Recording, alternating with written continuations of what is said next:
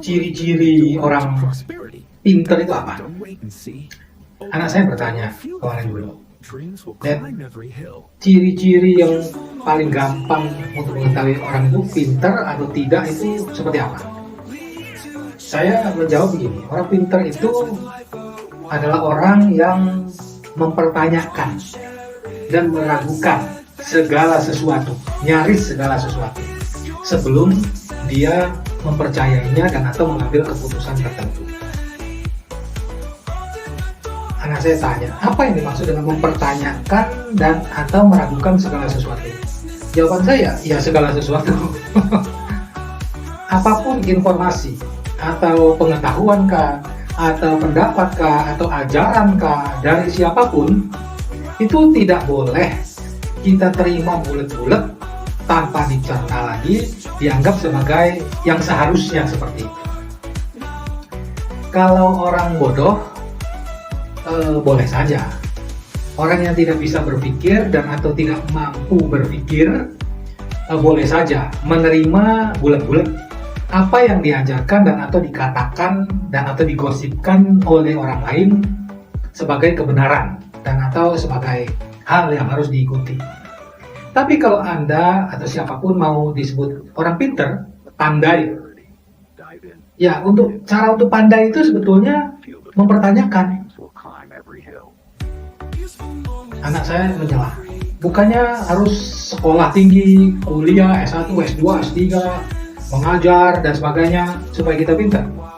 Ya, belajar, kuliah, mengajar itu juga boleh, itu juga bagus. Kan sebelum mengajar kita harus belajar. Supaya kita itu bisa lulus kuliah, tentu kita harus belajar. Namun, menjadi sarjana atau menjadi master atau menjadi doktor, PhD, itu tidak identik dengan menjadi pinter. Mereka mendapat gelar akademis, betul, mendapat pengakuan status sosial di dalam masyarakat, betul. Tapi apakah mereka mendapatkan kepandaian? Itu belum tentu. Tergantung ketika mereka belajar memperoleh gelar kesarjanaan itu, mereka itu hanya sekedar belajar, membaca, menghafal, menjawab pertanyaan, atau memahami. Untuk kita bisa memahami, mau tidak mau kita harus mempertanyakan, kenapa begini, kenapa begitu?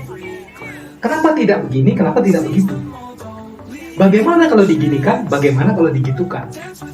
Nah, orang yang pintar itu harus memulai segala sesuatu sebelum percaya dan menjadikan itu sebagai kebenaran atau prinsip hidupnya atau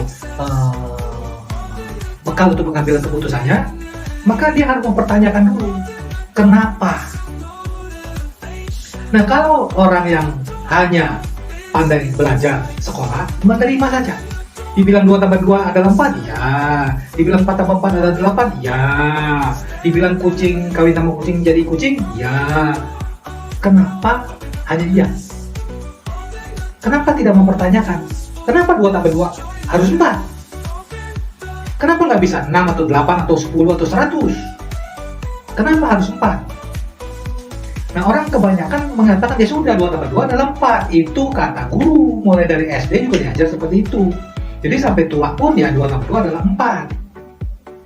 Padahal kalau kita mempertanyakan, kan kita bisa bertanya nih, 2 tambah 2 itu, 2-nya ini apa?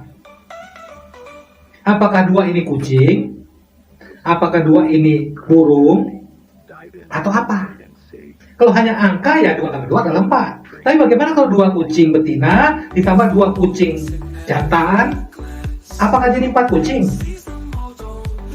Ya belum tentu bro, sis. Kalau mereka kawin-mengawin loh, kawin. Ini 2 pasang sudah, cet gitu ya. Hamil. Ini yang betina beranak, masing-masing beranak 5, 10. Bentaran lagi, ini kucing remaja saling kawin-mengawin dengan sanak saudaranya jadi 100. Jadi 2 tambah 2 itu dipertanyakan 2 apa? Kalau 2 kucing jawabannya bukan 4. Bisa 10, bisa 50, bisa 100. In the long run bisa saja 1000, 10.000 kalau kucing, para kucing-kucing itu beranak pinak begitu banyak. Nah, itu diperlukan keberanian berpikir, keberanian mempertanyakan. Jangan terima mentah-mentah, mateng-mateng gitu. Nah, orang yang kurang cerdas, kurang pinter, itu biasanya apa yang dikatakan orang, apalagi orang itu yang dianggap lebih hebat dari dia, lebih superior, lebih rohani, lebih pinter, lebih kaya, biasanya nih, mereka ngomong apa dianggap benar. Padahal mereka yang dianggap pinter itu, yang dianggap hebat itu, dianggap panutan itu, belum tentu pinter, bro, sis. Mereka menyampaikan sesuatu ABC misalnya. Padahal ABC itu bukan temuan mereka sendiri, tapi dikasih tahu oleh orang lain tentang ABC ini. Nah, mereka menyampaikan lagi ABC itu kepada pengikutnya tanpa dipertanyakan, diperdebatkan kenapa harus ABC. Langsung disampaikan.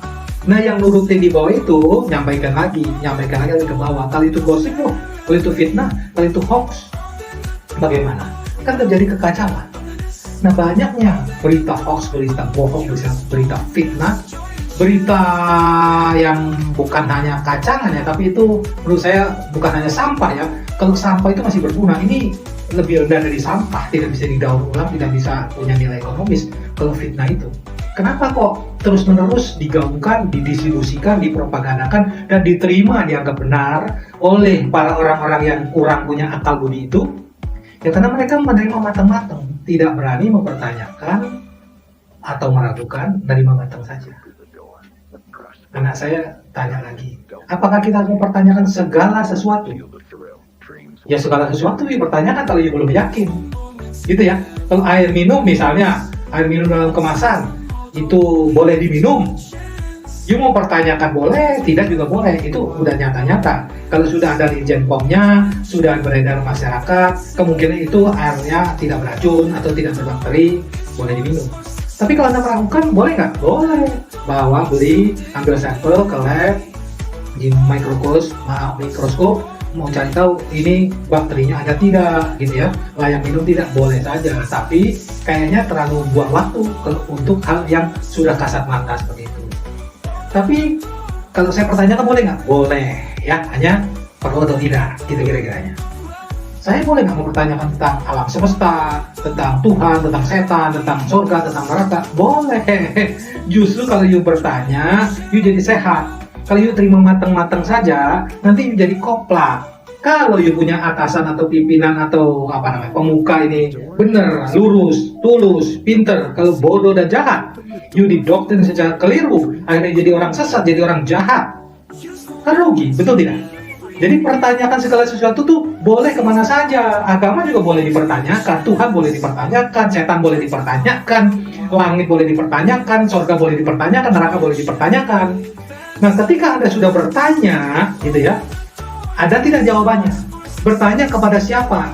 Jangan hanya bertanya kepada satu orang, atau dua orang, atau tiga orang. Tapi search, cari tahu. Cara paling gampang, kecuali kepada orang, juga kepada internet. Cari tahu secara benar-benar, kemudian diuji apakah jawabannya itu make sense atau tidak, jawabannya itu pragmatis, aplikatif atau tidak, membumi atau tidak, atau omong kosong juga, kan gitu kira-kiranya. Nah, kalau Anda sudah punya keyakinan, oke, ini adalah kebenaran yang paling benar sampai saat ini yang saya temukan, percaya itu sebagai kebenaran. Tapi jangan berhenti mempertanyakan, karena kebenaran itu sifatnya relatif. Berjalannya waktu bisa saja berubah. Yang disebut kebenaran 10 tahun yang lalu bisa saja sekarang sudah bukan kebenaran lagi. Jadi jangan berhenti mempertanyakan segala sesuatu. Kalau perlu, meragukan segala sesuatu. Itu cara paling cepat, paling gampang untuk menjadi orang pintar. Tidak akan dikelecehin, diperdaya oleh orang lain. Gitu kira-kiranya ya.